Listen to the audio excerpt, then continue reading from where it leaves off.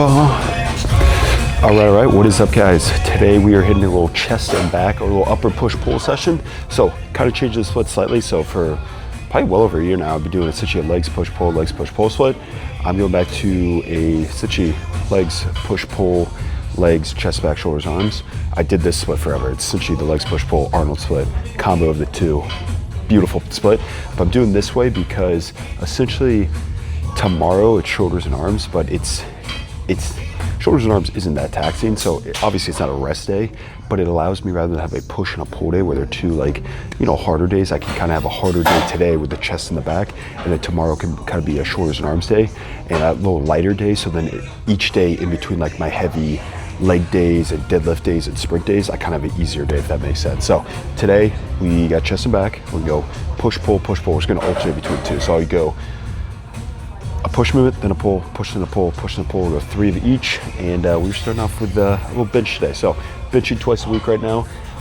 Reason I'm doing that is because I want a big bench, and bench is one of the events in the Apex. Now it's a 225 max reps, but figure you get your bench up, your 225 will go up, and I just want to bench twice a week. So today, I got 375 right now, so I'm gonna be my last single, and I'm gonna try to get up to 405 and do an AMRAP set there. Goal is 2+ reps, we shall see, but we'll see how this singy feels, and then we'll get into a little sick chest and back day, boys. We are at Gym Hub, beautiful gym, bunch of machines. Usually I dip on this day, but they don't really have a dip bar here, so I might sub it out for some heavy incline dumbbell presses, which I honestly haven't done in a little bit. I took those out just because I've been doing more flat bench, but they got 150s here, so maybe I should throw those in today. So we'll see. It'll be a fun lift though. We'll get into it. We'll hit this next singy, and we'll get to the 405. Let's go.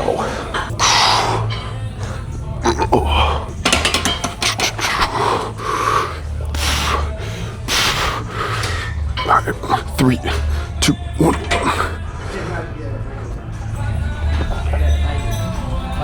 All right, we'll get one. I'll take a single there. All right, appreciate it. All right, guys, so I hit that heavy single at 405. So hit it for one, pretty happy with that. Like, you know, the goal was 2. I have hit that for two separate times, but it moved really well for a single. There's no way I was gonna second one. Totally fine with that. I wanted 1 to 3 reps. So now what we're gonna do is we're taking that 405 and we're gonna take 90% of that. So 90% of that is 365. And I'm gonna do an AMRAP set there. Essentially try to get anywhere between 4 to 5 reps there. We'll do as many reps as we can there. And then after that, we'll back down the weight one more time and we'll drop it to 85% of that top single at 405. So 345, and we'll do 2 more AMRAP sets. So essentially this bench workout, 4 working sets, top set, then you're gonna take 90% of it, do an AMRAP set, and then you're gonna take 85% of it, do 2 more AMRAP sets. So you hit a really heavy stimulus for the day, and then you kind of get 3 working sets in like that 4 to 8 rep range is where you kind of should be. Kind of for that 90%, you should probably be around like 3 to 5 reps, and then for that 85%, anywhere between like 4 to 6, 4 to 7 reps. So yeah, let's rip it.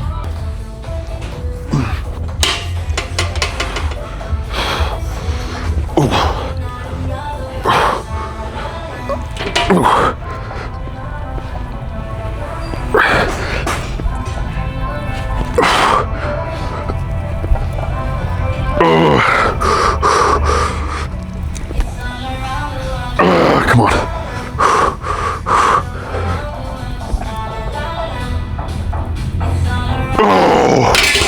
Oh man, that was good. All right, I'll take 5. I'm happy with that.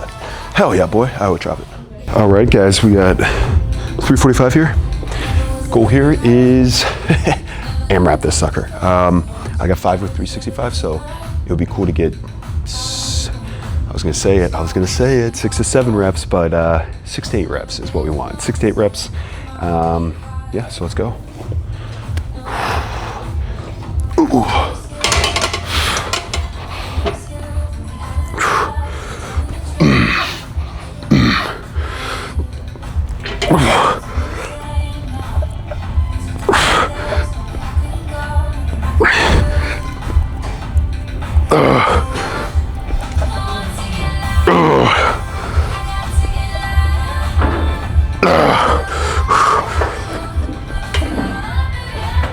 Come on.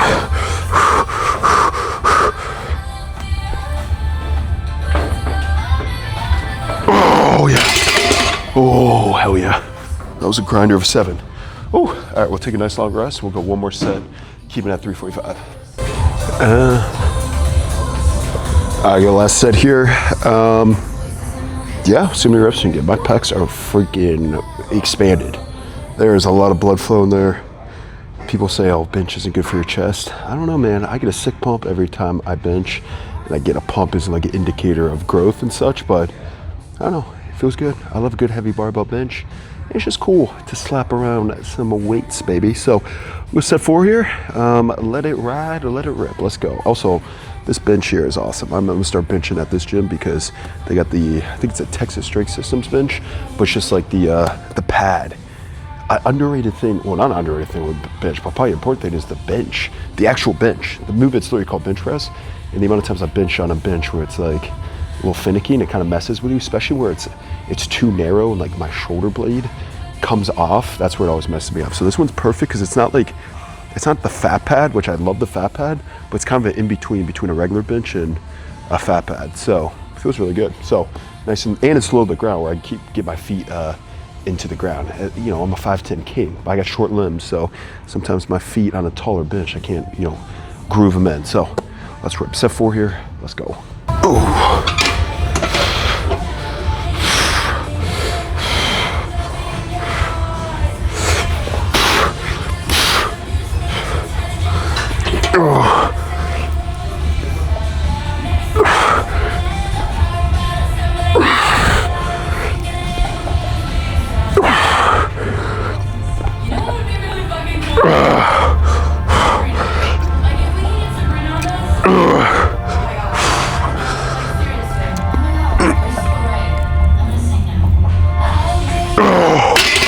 Oh yeah, hell yeah, 4 good sets of bench.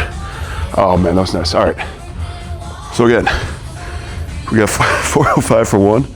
We then took 90% of that, 365, did an AMRAP set there, got 5 with 0 reps reserve. We then backed it down to 85% at 405, 345 into 2 more AMRAP sets, got 7 and 6. So I like that progression because, you know, you get a heavy single, then you get 3 sets ideally in like that 5 to 8 rep range and get some volume there. So hell yeah. And also that heavy single, you know, potentiates you for these working sets. Because you touch something heavy, it's like, you know, the classic, if you ever play baseball and you're in the on deck circle and you have the donut on and you're swinging the bat where it's heavier and then you pop it off and the bat feels lighter, you get that little potentiation there. So, oh, hell yeah. Let's go into our main back movement. All right guys, next move we're gonna go weighted pull up. I was gonna go a barbell row, and typically I would do a barbell row on this day, but I ended up deadlifting yesterday, which typically I don't deadlift on that second day, but missed Monday session, so ended up doing my deadlifts on my leg day. And because of that, my low back, glutes, hammies are cooked, and just doing a barbell row would just, I mean, it's already sore. There's no point. Every time I've done a barbell row the day after a deadlift, I always tweak some on the back. So rather than doing that, we'll just take barbell rows out today. You know, save the lower back since it's cooked from yesterday. We already worked it, so why would we overwork it? We're gonna go pull up will be our main focus. You probably can't see the grips here, but they have a million different grip exercises, but they have the semi-supinated, which is my all-time favorite, where it just means it's in between a neutral and a chin-up grip. It's that in-between, it's the perfect grip, because chin-up, I can't do a chin-up grip anymore. My wrists naturally wanna come inwards, and the neutral, I really like. Neutral is usually my go-to, because a semi-supinated, it's harder to find, but if I have a semi-supinated, it just feels a little better. I feel like I get really good tension on my lats, and then I can load it heavy. So here, we're gonna go 3 working sets. We'll be in that 5 to 8 rep range. I'm gonna start off with 2 plates, so 90. We'll see how many reps we get here, and then we'll go from there. So let's rip. All right, usually I wouldn't strap up on chin-ups, but I don't have any chalk here, so rather than losing my grip because of lack of chalk, I'd rather use straps. Nothing wrong with using straps in this. I don't know, for some reason, I use straps pretty much in every back movement besides pull-ups, just because usually grip isn't a limiting factor on pull-ups for me, but it is on a row. But if I don't have chalk, or if the chin-up bars are super slick, then I'd rather not worry about losing my grip. But if you have chalk, just chalk the hell up. But I forgot mine today, so we'll go straps. A little semi-soup, big stretch, let's go.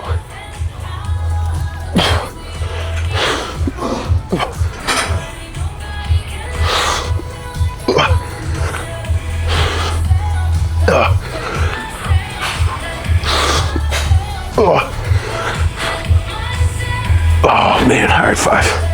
Yeah, I don't know, my pull-up, I feel like is not great in relation to my dip. 90, what am I, 220 plus 90, 310 for 5. It's not bad, but I feel like I should get my pull-up up. But anyways, good 5 there. We'll drop it down by 15 pounds and we'll go 2 more sets. All right, we're gonna drop it to 70 pounds, so about 20-pound drop. We'll go 2 more AMRAP sets here. So yeah, big stretch, big squeeze, baby.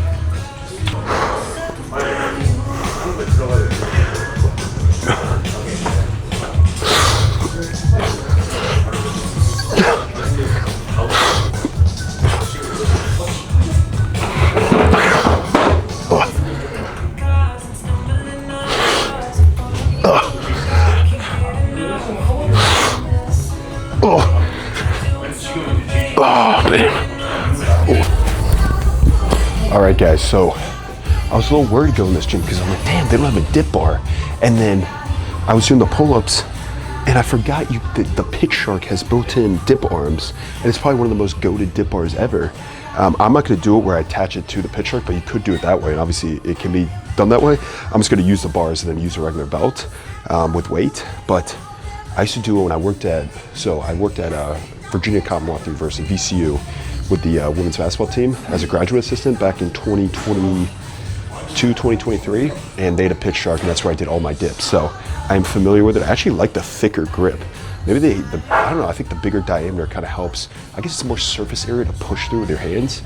I don't know, correct me if I'm wrong, but I think that makes sense in my brain. So we're gonna go 4 plates here, so 180 plus 220. Oh, it'll be 400 on the nose. I was 221 this morning. So real quick, my weight has been fluctuating like crazy. I've been yo-yoing like crazy. I started like at 221 and then I got down to like 213 probably a month ago, and then now I'm back up to 221. So I did like the way I was looking at 213, and it's really just been undisciplined in my diet. I've been binge eating, I've been eating out too much, and this last week, binge ate on Monday, made a video on that, kind of something I've been struggling with, like the depression, everything, the binge eating kind of plays into it, but we're back on it. Last 4 days, been eating normally, and the thing for me is just, I just have to have food at home. My problem is I get so, I don't buy groceries, or I don't get my meal prepped meals from MegaFit, and I don't have anything, so I go out and that causes me to overeat. So we're stocking up, we've been eating good, so that's good. We're gonna get the weight back, it'll get figured out. But anyways, I say that because I was 221 and we're gonna go 180, so we got 400 pounds at it. So we'll see how many reps we can get here, and then we'll probably go, let's go 3 sets. I was gonna do 2, but we'll see how the first one feels. 2 to 3 hard working sets, let's rip. All right, we got 4 wheels here. I don't know, you guys might not know this, but early YouTube, there used to be someone, his name was Chris Jones and Vince G. I forgot the name of their channel, what was it? I think he still makes content, but they had a channel, and they were like early YouTubers, like 2013, 2014, and they were like the first ones on YouTube to start doing like gym vlogs, like kind of the same time like Steve Cook, Christian Guzman. But I remember the Chris Jones guy, whenever he'd throw a new plate, whenever he'd throw like a plate on an exercise, he would just go, "Big girls need love too." I thought it was the funniest thing ever. So we got 4 plates, big girls need love too. Let's go.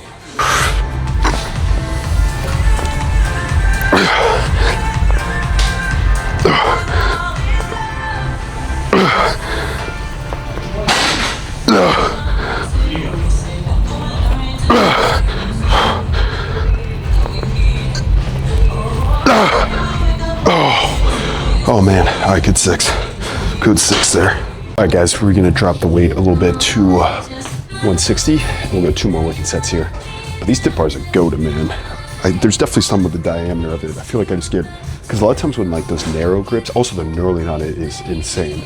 But if I ever use like, some dip bars I have to use are narrow and they have like that rubber, and sometimes like my hand will start to slip, and like instead of like being over top of like my palm, all my weight on my palm, it'll start to go out, and I miss reps all the time. That always drives me nuts. So these are goated, man. It makes sense for a dip bar. You never see it with knurling, but why would you not put knurling on it? You just get a better grip so you don't slip. Come on. That might, you know what? My dream has always been, I've always wanted to make a piece of gym equipment. I have 4 brothers, 3 of them are engineers.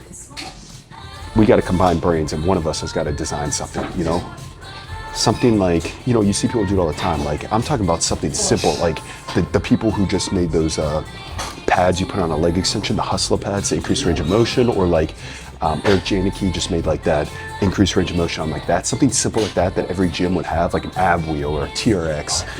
Maybe some with dips. Maybe that's what we get into. We start revolutionizing the dip. I guess there already is a dip machine. I guess technically you call this a dip machine, but they should make a weighted, I guess they do have weighted dip machines where it's just belt attached, but maybe that's what I do. Maybe I specialize and make a better weighted dip machine, make the knurling better. We'll see. You know what? If you guys got any ideas, I'll let you in. You know, you got any ideas? You want to partner together? Let's think of a piece of gym equipment we can, you know, revolutionize. Revolutionize. I think it'd be sick to just have like, or also my dream has always been to have an exercise named after me. You know how there's like, you know, Arnold press, there's the Penlay row, there's the Scott curl, there's the Hatfield split squat. Like, it'd be sick to have like the Shannon dip or something. I don't know. So I need to think of a new dip variation and just say it's the best dip variation ever, and then people do it, and just so I can attach my name to it. So maybe, you know, that's what we're thinking. We're gonna design a piece of equipment, and then we're gonna get an exercise named after us. That's our 2 next life goals. We accomplish that, be a good life lived. So let's get these dips in, baby.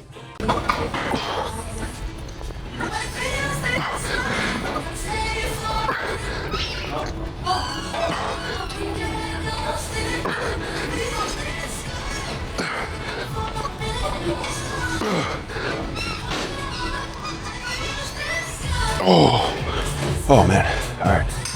Whew, good 7. Absolutely, but here are the conditions. And so she was like, you know, on the stage,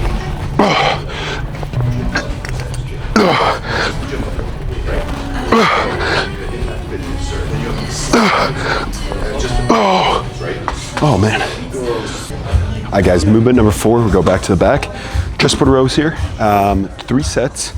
This Mega Mass thing, it's actually my second time using this week because I just love this machine so much. So 3 sets here, big stretch, big squeeze. So we hit a vertical pull for our back, we're gonna hit a row, and then we're gonna hit a pull over variation. So those are kind of the 3 things I hit for my back. And then for the chest, I like doing a bench variation, so either a flat or an incline, and then whatever one I don't do.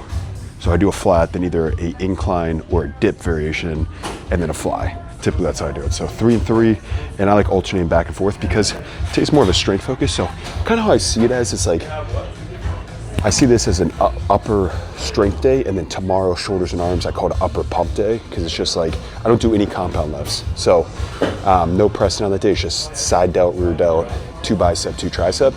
And it kind of allows me, like I said, why I'm doing that is I can kind of have like Sunday kind of be a lighter day, because Monday I'm back at it with a heavy leg day. So I like doing that where I don't do, like, I do 2 hard workouts in a row on Friday and Saturday because I have Sunday as like an easy day, but most of the part, usually I do 1 hard workout, like Monday, Wednesday, Friday is just my really hard days.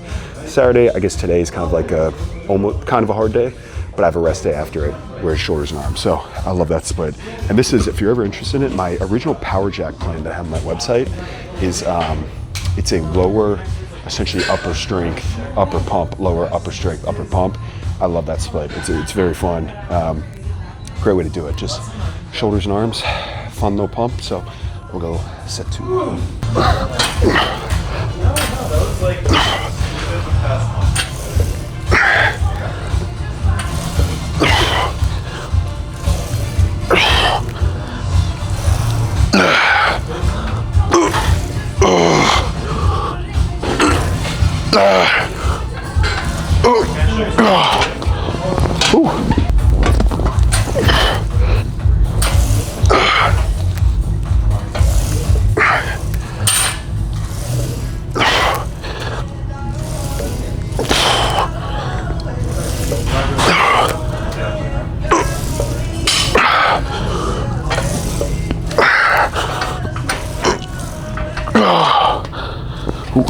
Guys, we're gonna finish, we're actually gonna superset the last 2. Usually I'll do these by their own, but I'm just doing 2 sets of each, and they're both at the cable. So I'm like, let's do a little superset, a little chest back superset to finish this off. So we'll go cable flies, high to low, favorite cable or favorite fly variation. Absolutely love it. Just big stretch, big squeeze. 2 sets, 8 to 12, and then we're gonna go a straight arm pullover with the rope right here. 2 sets, 8 to 12. Usually I would do flies in the pullover, but I kind of want to superset them and see how the pump feels. So I actually just did the first set, and the pump is unreal. So pump is unreal. So we'll go last set of the day, baby. Let's finish strong.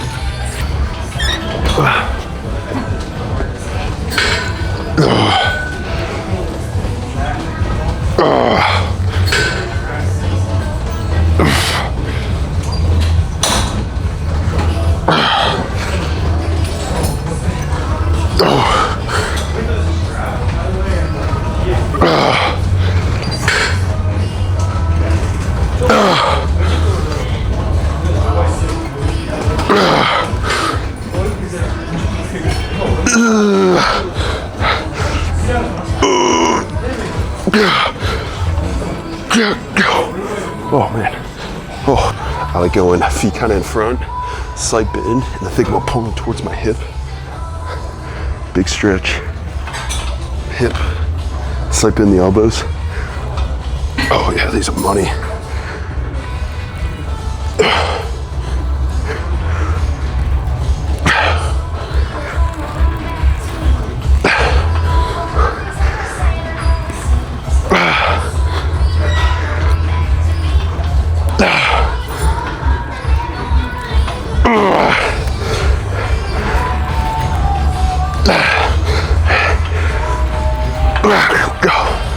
Oh man, that was a solid lift, baby. All right, guys, I'm a huge logging your weights with a notebook. I actually saw someone hating on the old school notebook. They called me Unc the other day for this, which the notebook is goated, man. Like, look, any way you can track your workouts, whether that's your phone, the Notes app, whether that's the Chalk Performance app, whether that's some other app. I've always been a fan of the notebook. I'm on my phone all day, so when I'm in the gym, I like to put my phone away on Do Not Disturb. I don't like carrying it around, so for years, I've always done a notebook, and I just get one of those moleskin binders. I get this from like Target, you can probably get off of Amazon. But how I set it up, very basic. So I'll just set up the page for the day. I just put the date, I put what I'm hitting today, so chest and back, upper push pull, and then the conditioning. And then how I set it up is I just put the exercise name. I put an X for how many sets I'm gonna hit, so 4 sets of bench, and I put the weight, how many reps I get, my targeted sets and reps on this side, and then usually the reps in reserve or the RPE based off that set. And then I have a little spot for like notes at the end, but very basic exercise. You just put it down the list. It's super nice to have because, you know, I can go back, all right, I did chest and back day today. I'm doing the chest support row on the mega mass row. I could be like, all right, what did I hit last week? Oh, I did 6 plates for 7, 7, and 6. So my goal is to beat that today. So I think it's easy to remember your compound lifts. Like, you know, it's easy to remember, oh, what I benched last week, squatted. But if you're not logging like your accessory movements, it would be like, oh man, did I do 6 plates for 7 last week? Did I did it for 8? And you just forget. So I think it's super important to log your workouts. Again, I'm a notebook guy. Do it on your phone. If it works, do it on an app. But highly recommend the notebook. If you're trying to get off your phone more, it's just freaking cool, man. You're sitting at the end of the bench. You got the old, you got the pen. You do one of these. You do a little click. You do a little finger lick, and you're writing down there. You know, people will probably watch you in the gym. Like, is this guy writing poetry? No, bro. I'm just logging my weights. So, log your weights. Get a notebook. They're goated. All right, guys. Back from the gym. We're gonna go mega fit meal, the carne asada, and then we're also gonna do a little grapes for some carbs. We're gonna have this because I still got to do my conditioning. So I'm gonna have this and probably do the conditioning next hour because the conditioning works very simple. It's 40 seconds on, 60 seconds off, 7 times. It will take me 13 minutes to do. I can do anything for 13 minutes. So we'll eat this though. I'd rather get some fuel in because that lift was about 2 hours. Get some fuel in, you know, edit some content, and then we'll freaking rip this. These are delicious.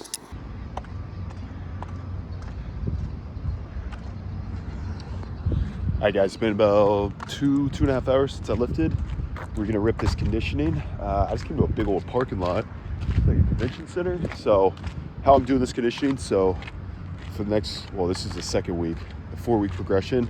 Last week I did 30 seconds of running, 60-second rest. I just walked and then did 8 reps of that. This week I'm gonna do 40 seconds of running, 60-second rest, 7 reps.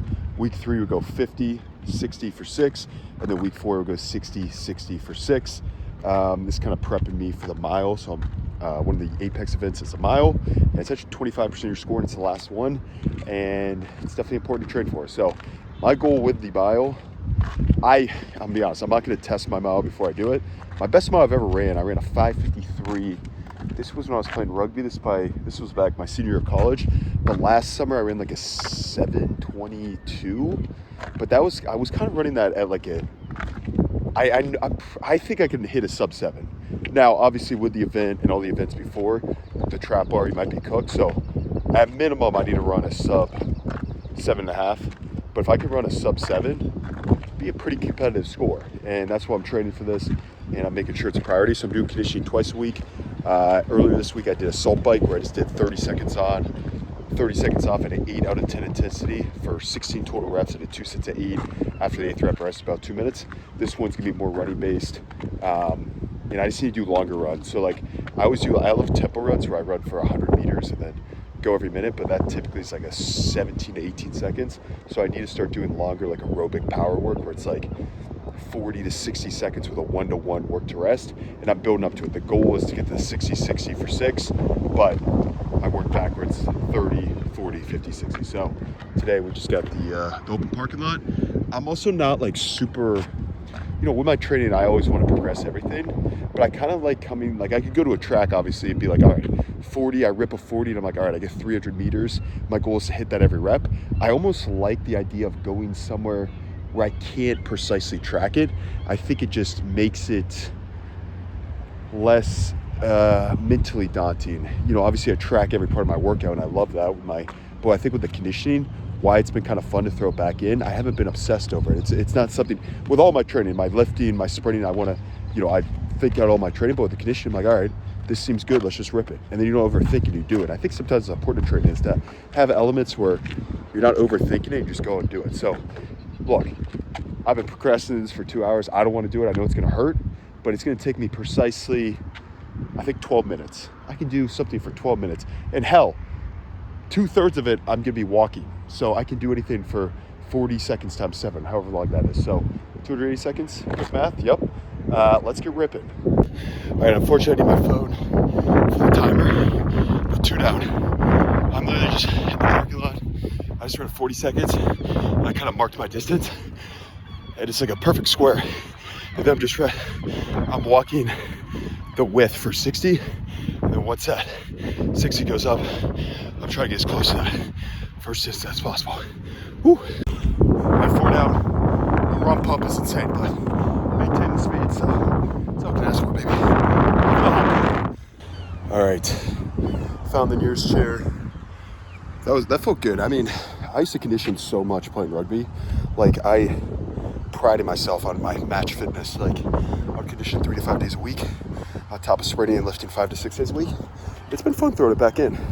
It's just like, yeah, I'm just stoked for this event, man. Really stoked for it. I'm starting to gain more confidence as I get closer to it. Originally I was like, man, I'm gonna do horrible on it. But recently my training's been good, and I think getting so like the actual event itself, I'm like deload the week before. So I think doing a deload, which I've never really done in my life before, and then the excitement of the event, I think I could PR in a lot of things during the event, just out of pure like deload and excitement. And I'm stoked for it. So obviously the mile, it's a big part of it. It's 25% of the score. Getting the apex at 7 events. It's a 40-yard dash, broad jump, approach vert, med ball for max distance, 225 bench for max reps, 405 trap bar for as many reps in 60 seconds in a mile run. So it's important to do that. I ran a 4:72:40 yesterday, so that gave me some confidence. So we shall see. I'm very stoked for it. So yeah, done with the conditioning. I don't know how far I went. Let me check. I'm gonna go on Google Maps real quick. We'll see the distance. All right, just threw it in. If you ever go to Google, the measuring thing, I love that tool. I use that all the time. So the first rep, I ran like 253 yards, I think it was. And then all the other reps, I was about 30 yards less. I was finishing at this light pole, so it was about 220 yards. So honestly, not bad for 40 seconds with a 60-second rest. So I don't know. I'm actually kind of stoked for this mile. I think I'd go sub 7. I was putting my scores in, like my estimated predicted scores, and it got me excited. We'll see. I'm always someone where it's like, I don't know. I'm excited for it. Let's just say that. But got the running in, got the lifting in. Good Saturday.